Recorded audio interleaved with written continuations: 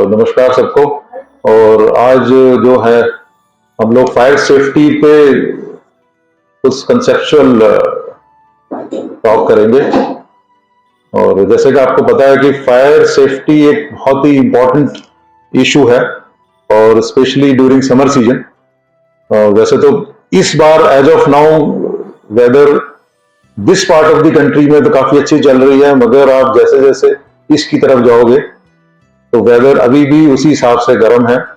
और चांसेस जो है इस समय पे, अगर जब भी टेम्परेचर आपका 40-45 डिग्री के ऊपर जाता है और एसी या मशीन भी लगातार चलती हैं, तो उस समय पे जो है फायर एक्सीडेंट्स होने के चांसेस बहुत ज्यादा होते हैं। With special reference to hospitals, अस्पतालों में जो है क्योंकि बहुत ही हैवी इक्विपमेंट लगे हुए होते हैं, बहुत ही पावर काफी जो है, कई बार जैसे एमआरआई मशीन है आपकी है, सीटी मशीन है, या जो बड़े बड़े दूसरे जो इक्विपमेंट काम कर रहे हैं, इवन एक्सरे भी अगर एक बार को देखो, और मोमेंट जो है काफी पावर खींचते हैं।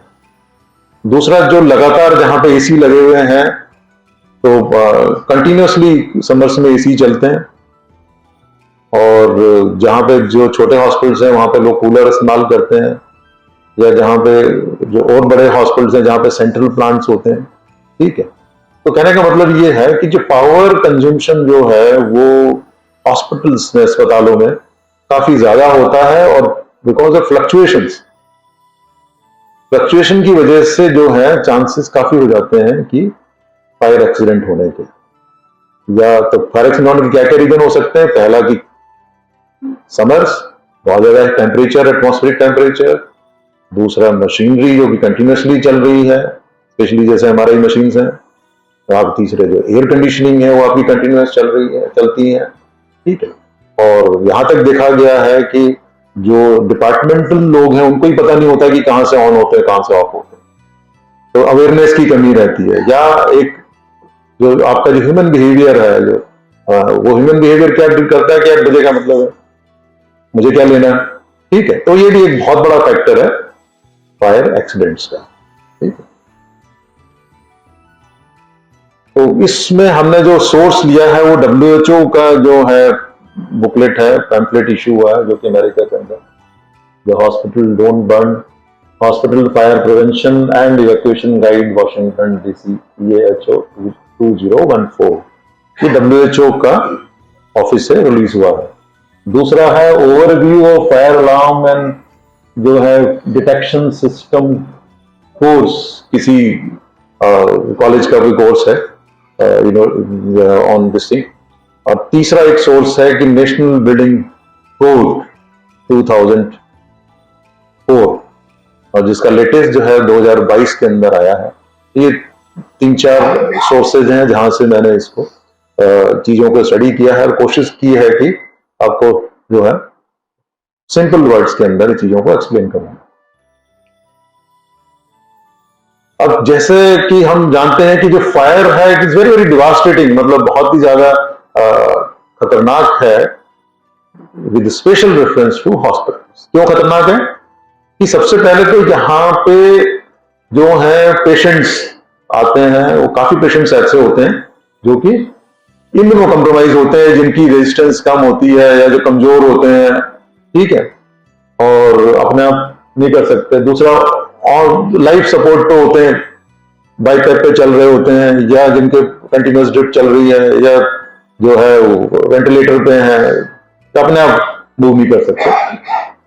एंड इसी का जो नेक्स्ट जो आ जाता है, incapable of moving on their own, की अपने आप जो है मूव नहीं कर सकते। और काफी जो और भी बड़े हॉस्पिटल्स हैं वहां पे जो नए लोग हैं वो बहुत ज्यादा आते हैं। एक पेशेंट आता है, उसके बाद 3 अटेंडेंट आते हैं या 2 अटेंडेंट आते हैं, जैसे कि हिंदुस्तान हम लोगों को पता है। उनको पता ही नहीं होता कौन सा डिपार्टमेंट की तरह आप, ठीक है, कौन सी जगह कहाँ, कौन सा रास्ता कहां से घुसे और कहां निकले, ये पता नहीं लगता। ठीक है, तो कहने का मतलब ये है कि यही रीजन है कि जो फायर है, इन वजह से, क्योंकि नो कॉम्प्रोमाइज कमजोर पेशेंट्स हैं, लाइफ सपोर्ट्स पे होते हैं, अपने आप मूव नहीं कर सकते हैं, और अनजान लोग अटेंडेंट जैसे आते हैं, जिनको पूरे हॉस्पिटल की एनाटॉमी के बारे में और फिजियोलॉजी के बारे में, ज्योग्राफी के बारे में नहीं पता होता है।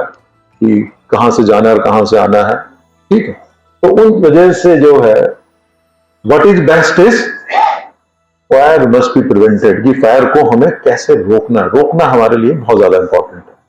हो गई उसके बाद आप कुछ नहीं कर सकते, ज्यादा कुछ नहीं कर सकते अगर आप बड़ा हो गया है तो। Otherwise prevention is best cure जिसको कहते हैं, तो प्रिवेंशन बहुत जरूरी है, वही हमारे लिए सबसे इंपॉर्टेंट है। तो फायर सेफ्टी में क्या क्या four main part fire safety से रिलेटेड क्या क्या है। पहला है आपका प्रिवेंशन, जो सबसे इंपॉर्टेंट है कि हमने फायर को प्रिवेंट कर दिया तो इसका मतलब हमने लड़ाई अपनी ऑलरेडी जीती हुई है, ठीक।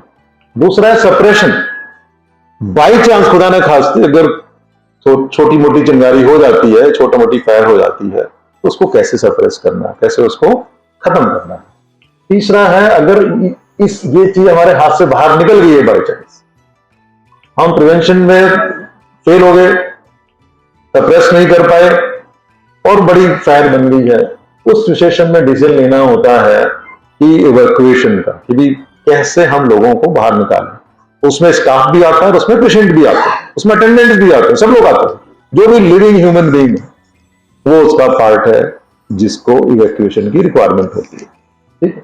एंड तो चौथा पार्ट इसका क्या है, इवैक्यूएशन ट्रेनिंग ड्रिल्स, कि भाई ट्रेनिंग, तो ट्रेनिंग में प्रिवेंशन की ट्रेनिंग, सप्रेशन की ट्रेनिंग, इवैक्यूएशन की training and with special reference to इसकी ट्रेनिंग बिल्कुल ही स्पेशल ट्रेनिंग है इवैक्यूएशन वाली। उसके लिए भी थोड़ा थोड़ा सा आपने देखा होगा कि अपने ग्रुप के हॉस्पिटल्स में कुछ हॉस्पिटल्स हैं उसके फोटोज वगैरह बना के या कुछ छोटे मोटे वीडियो बना के भेजे हैं कि इवैक्यूएशन कैसे करना है। तो primary aim of the hospital facility is not to evacuate patient, primarily हमारा काम हम क्या है, इवैक्यूएशन के लिए जाते हैं। Evacuation is the last resort, कि अगर कुछ भी बस का नहीं है, हमें लगता है कि हमारे बस से बाहर है, ठीक है, तब वो इवैक्यूएशन का होता है। इवैक्यूएशन का हु टेक्स द डिसीजन, जो मैनेजमेंट, हायर मैनेजमेंट इसका डिसीजन लेता है, ठीक है।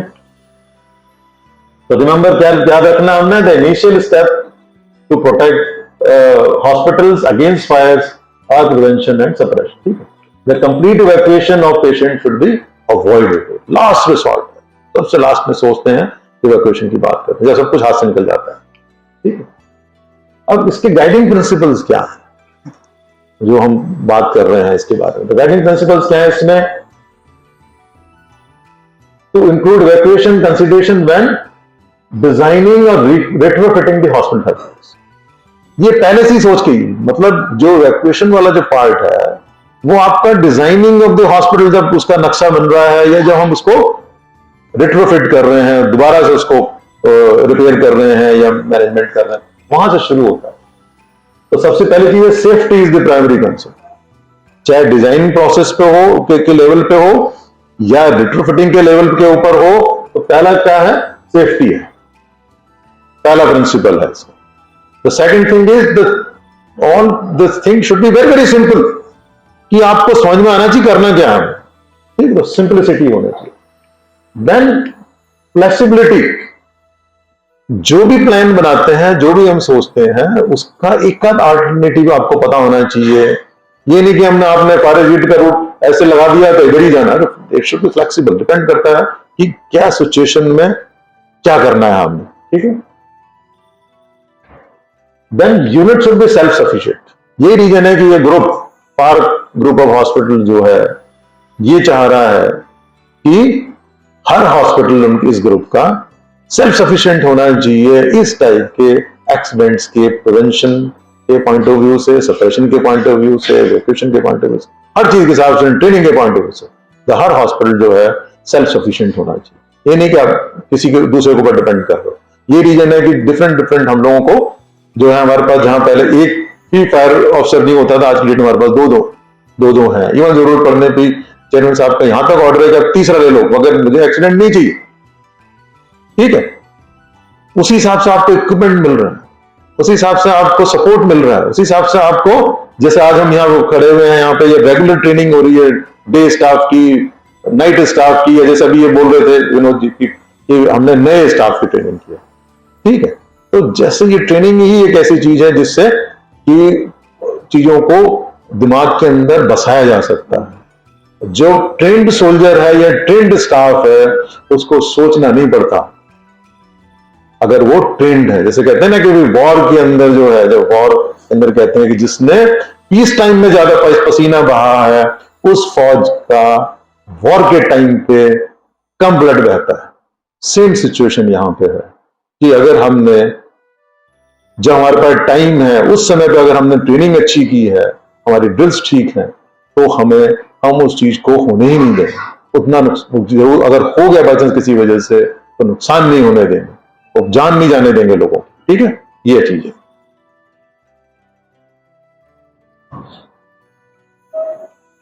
Employees at every level must know immediately what to do in their area of responsibility। जितने भी एम्प्लॉइज हैं या स्टाफ है उनको पता होना चाहिए कि उनको अपने लेवल पे क्या करना है।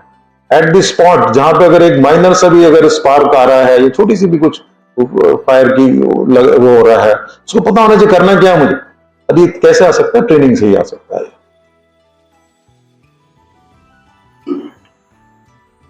इन केस बाई चांस अगर इवैक्यूएशन करना ही पड़ता है उस सिचुएशन के अंदर होल्डिंग साइट्स जो है, मतलब कहां पे आपने होल्ड करना है। तो जैसे कहते हैं कि होल्डिंग साइट में भी हॉरिजॉन्टल, जैसे आजकल मल्टी स्टोरी बिल्डिंग है, हॉरिजॉन्टल इवैक्यूएशन है, वर्टिकल इवैक्यूएशन है ना। हॉरिजॉन्टल मतलब सेम फ्लोर के ऊपर कि आप एक कोने में जो है आग लगी है, दूसरे कोने में आप शिफ्ट कर देते हो या शिफ्ट हो जाते हो। वर्टिकल मतलब ये है कि या तो आप ऊपर की तरफ जाते हो या नीचे की तरफ जाते हो, वो वर्टिकल इवैक्यूएशन कहलाता है। फिर असेंबली पॉइंट होता है। इस सिचुएशन के अंदर क्या होता है, एक किसी भी ऑर्गेनाइजेशन का, चाहे वो हॉस्पिटल हो, चाहे वो इंडस्ट्री हो, चाहे वो कॉलेज हो, कोई स्कूल हो, ठीक है, उनका क्या है, एक असेंबली पॉइंट होता है। कि असेंबली पॉइंट मतलब क्या होगा कि जहां पे सबको इकट्ठा होना है। जैसे जब भी फायर अलार्म होता है या कोई इमरजेंसी अलार्म होता है उस सिचुएशन के अंदर, जैसे अर्थक्वेक आ गया, ठीक है, उस सिचुएशन के अंदर या फायर का हो गया, इन चीजों के अंदर, ठीक है, तो आपको ये पता होना चाहिए कि हमारा असेंबली एरिया क्या है, कौन सा है। सपोज समुद्र के किनारे पे कोई हॉस्पिटल है, वहां पे बाढ़ आने के चांस है, सुनामी आई थी ना, तो उस समय पर आपका असेंबली एरिया बिल्कुल वहां तो नहीं होगा जहां पानी इकट्ठा कर रखते हो आपका, तो अल्टरनेटिव असेंबली एरिया बना हुआ होगा। सेम बिल्डिंग के अंदर आपने कहीं ना कहीं करना होगा। उस सिचुएशन में आप अपवर्ड शिफ्ट करते हो, ठीक है, आग लगती तो आप डाउनवर्ड शिफ्ट करते हो। ये छोटे छोटे से बेसिक प्रिंसिपल्स हैं जो आपको पता होना चाहिए।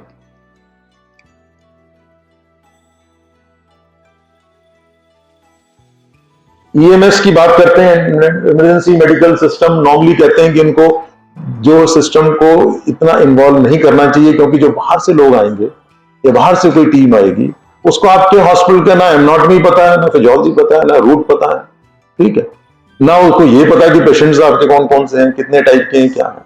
That is better to do it yourself, ठीक है। हमारी इतनी ट्रेनिंग होनी चाहिए कि हमें इमरजेंसी टीम्स की रिक्वायरमेंट ना हो। रेयर सिचुएशन के अंदर उसकी रिक्वायरमेंट आनी चाहिए, या आती है। ये बेसिक प्रिंसिपल क्या है, greatest good for the greatest number. जो मेन प्रिंसिपल ये है कि ज्यादा से ज्यादा लोगों का सेफ्टी या इवैक्यूएशन हमारा इसमें एम होता है।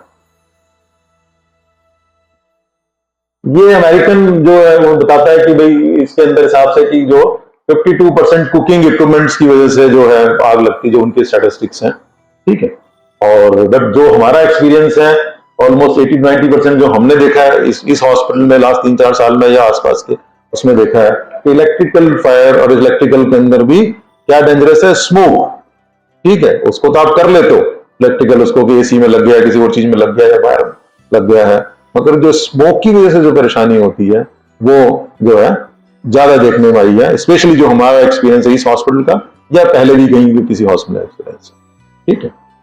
पहले जमाने में जो है, जैसे हमारा एक मिलिट्री हॉस्पिटल शिमला था, ठीक है, आज भी मिलिट्री हॉस्पिटल शिमला है, शिमला में मल्टी स्टोरी नई बिल्डिंग बनी हुई है, और आई थिंक 20 या 25 साल पहले की बात है, और पूरी बिल्डिंग लकड़ी की बनी हुई थी, पूरा वुडन जो है इंग्लिश पीरियड का हॉस्पिटल बना हुआ था। तो उसमें जब एक बार आग लगी थी तो कुछ बचा नहीं था, सब राख ही राख बची, समझ लो, ठीक है। तो उस समय पे क्या है कि वहां पे वो क्या कहते हैं अपना वो जलाई जाती है, क्या नाम है, विंटर्स के अंदर बुखारियां जलाई जाती हैं, जिसमें पहले जमाने में वो मिट्टी के तेल का आता, वो क्या नाम है, कोयले की वो बुखारियां जलती थी, फिर वो मिट्टी के तेल के शुरू हो गए। ठीक है, तो वो कुछ रीजंस होते थे पहले जमाने में, उस समय पे जो है आग लगने के, जो कि वुडन स्ट्रक्चर वाले जो बिल्डिंग्स होती थी या हॉस्पिटल्स होते। एक कुछ हॉस्पिटल्स में जैसे ये आग लगी थी ये 1929 के अंदर, इसमें 125 लोग जो है डेड हुए थे। और इसका रीजन क्या था कि जो इसका बेसमेंट था उसमें 70,000 एक्सरे फिल्म्स पड़ी हुई थी। तो कहने का मतलब ये है, इससे क्या सीख मिलती है हमें कि जो भी हम सामान रख रहे हैं स्पेशली उसको ढंग से रखें। ठीक है, अब 70,000 फिल्म पड़ी, एक्सरे हुए डालते गए, एक्सरे हुए डालते गए, पड़े, एक बार आग लगी उसको बुझाने का मतलब ही नहीं है फिर। ठीक है, तो कहने का मतलब है कि डिस्पोजल ऑफ वेस्ट है जो है वो प्रॉपर होना चाहिए, या जो सरप्लस आइटम्स है उनका प्रॉपर होना चाहिए। ठीक है, इसमें जो हमें ये लगता है उस हिसाब से। एक ये 2005 में लगी थी आग, ये कहाँ लगी थी, सेंट जॉन के अंदर लगी थी। ठीक है, और इसमें fire alarm did not signal, मतलब इसमें फायर अलार्म नहीं काम नहीं किया था। ठीक है, कहने का मतलब अच्छा 2009 में लगी थी ये सेंट जूज हॉस्पिटल के अंदर, इसमें 3 कैजुअलिटी हुई थी। ठीक है, उसके बाद एक ये कोई फर्टिलिटी नहीं, गोवाना के अंदर जो आग लगी थी हॉस्पिटल के अंदर। कलकत्ता में जो AMRI हॉस्पिटल में लगी थी, इसमें 91 फर्टिलिटीज हुई थी, जिसमें क्या हुआ था कि सारे पेशेंट सारे जो स्टाफ था वो चला गया था। ठीक है, इस हॉस्पिटल में जब आग लगी थी स्टाफ जो है वो चला गया, तो कोई रेस्क्यू करने वाला या इवैक्यूएट करने वाला उसमें नहीं था। ऐसे एक ये था सेक्रेटरी हॉस्पिटल में आग लगी थी रशिया के अंदर, 38 फर्टिलिटीज हुई थी। अब सेक्रेटरी हॉस्पिटल की क्या प्रॉब्लम होती है कि वहां के पेशेंट के भागने का डर रहता है, पेशेंट के वायलेंट होने का डर रहता है, तो क्या करते हैं कि पूरे हॉस्पिटल को या पूरे उसको बड़ी बड़ी वॉल्स, आपने देखा होगा कि जो सेक्रेटरी का असाइलम हुआ करते थे पहले जमाने में, बड़ी बड़ी दीवारें होती थी, जेल की तरह से बने हुए होते थे। अगर किसी को मौका मिला हो पूना के अंदर या आगरा में इधर उधर कहीं देखने का, पूना का मैंने देखा, लगता है जैसे कोई जेल है। ठीक है, और कुछ इनके पैरामीटर्स भी ऐसे हैं कि साहब उसमें वो क्या नाम है अपना आयरन की रॉड ग्रिल लगी होनी चाहिए, पेशेंट कूद ना जाए। इन दो बागिन होता है कि वो जेल बन जाती है। तो एक तो वैसी वहां पे जो पेशेंट है वो वैसी या तो वो डिप्रेशन में है या बिल्कुल मेजर साइकोसिस के अंदर पड़ा हुआ है, उसको कुछ पता नहीं लग रहा क्या हो रहा, क्या क्या करना क्या नहीं करना। ठीक है, और ऊपर से वो बिकम्स लाइक ए जेल, आप खिड़की बंद कर देते हो, दरवाजे भी लोहे के बना देते हो। ठीक है, और इन द मार्गेनिंग उसमें जैसे इसमें 38 कैजुअलिटीज का ये रीजन था। तो कहने का मतलब ये है इन चीजों का भी ध्यान रखना। मुझे भी याद है कि बठिंडा में मैंने जो है वो साइकेट्रिक सेंटर का डिजाइन किया था। ठीक है, और मुझे उन्हीं पैरामीटर के हिसाब से वहां पर लगाने पड़े थे, बट फिर भी उसमें जो है ये जरूर मैंने ध्यान दिया था कि यार अगर in case of requirement patient कहां से जाएगा बाहर, तो कम से कम 2 एग्जिट होने चाहिए, हमें से याद रख लेना चाहिए कि मिनिमम 2 एग्जिट, जहां पे भी एक स्लीपिंग रूम को छोड़ के, किसको छोड़ के, स्लीपिंग रूम को छोड़ के, जहां पे पेशेंट सोता है। ठीक है, सिंगल पेशेंट या डबल पेशेंट है वहां तो चलो ठीक है, एक दरवाजा होता है, बट अदरवाइज जहां पे बड़ा वार्ड है और जो अदर देन स्लीपिंग रूम्स हैं, ठीक है, स्पेशली पेशेंट्स के, उसमें मिनिमम 2 दरवाजे होने चाहिए। और वो दरवाजे कैसे होने चाहिए, डिस्टेंस पे होने चाहिए। एक दरवाजा से ये है तो एक दरवाजा ये है, सपोज एक बंद हो जाता है किसी वजह से तो दूसरा इवैक्यूएशन के काम आ सकते थे। इन चीजों का ध्यान रखना जरूरी है। तो जो हमने इतने एग्जाम्पल देखे उसमें देखा कि भाई मटेरियल किस टाइप का है, कि भाई अगर आप बात जैसे देखो कि how combustible is the structure and the interior furnishing. अब हम लोग क्या करते हैं कि भाई जैसे लकड़ी का फर्नीचर है या प्लास्टिक का जो दीवार के किनारे लगा देते हैं ना, क्या बोलते हैं उसको, क्लैडिंग बोर्ड क्या बोलते हैं सर, और जो दीवार प्लास्टिक का लगा देते हैं पैनलिंग, ठीक है, वो सारे के सारे ज्वलनशील पदार्थ हैं, ये समझ लो। तो जितना लाइक जैसे हम लोग अभी जहां जहां से वो पैनलिंग वाले निकल रहे हैं उसको जो है जो कौन सा पेंट होता है सर, वाटर वाला कौन सा होता है जिसको रोलर से चलाते हैं, हम वो लोग वो लगा रहे हैं ताकि वो चीजें कम होती चली जाए। ठीक है, अदरवाइज एक बार अगर आपके प्लास्टिक पैनल ने अगर आग पकड़ी तो वो फिर वो धुआं ही देगा और उसके बाद में आप कुछ कर नहीं पाओगे। ठीक है, then what provisions were in place for limiting the spread of fire, तो भाई फायर को स्प्रेड करने के हमारे को रोकने के लिए क्या क्या प्रोविजंस थे, हमारे इक्विपमेंट क्या क्या थे, ठीक है, हमारे पास ट्रेनिंग थी कि नहीं थी, स्टाफ को इसके बारे में पता था कि नहीं था, अलार्म सिस्टम क्या उसको पता था कि नहीं था, ठीक है। फिर सप्रेशन ऑफ फायर के बारे में हमारे पास क्या क्या चीज है, ठीक है। Place for early discovery of fire, early discovery of fire के लिए हमारे पास क्या सिस्टम है, जिस फायर स्मोक डिटेक्टर और हीट डिटेक्टर, ये जो सिस्टम होते हैं, ठीक है, ये हमारे पास है कि नहीं है। What provisions were in place for notification, पे अगर हो गया तो नोटिफाई कैसे करोगे, अलार्म सिस्टम का क्या है सिस्टम, स्टाफ को कैसे नोटिफाई कराओगे, ठीक है। इन केस अगर हमारे से बाहर निकल जाती बात तो फायर जो डिपार्टमेंट है उसको कैसे आप नोटिफाई कराओगे, ठीक है। तो ये सारी चीजें निकल के आती हैं, और कुछ नहीं होता तो इवैक्यूएशन का हमारे पास क्या प्लान है, उसकी क्या ट्रेनिंग है, क्या सिस्टम है।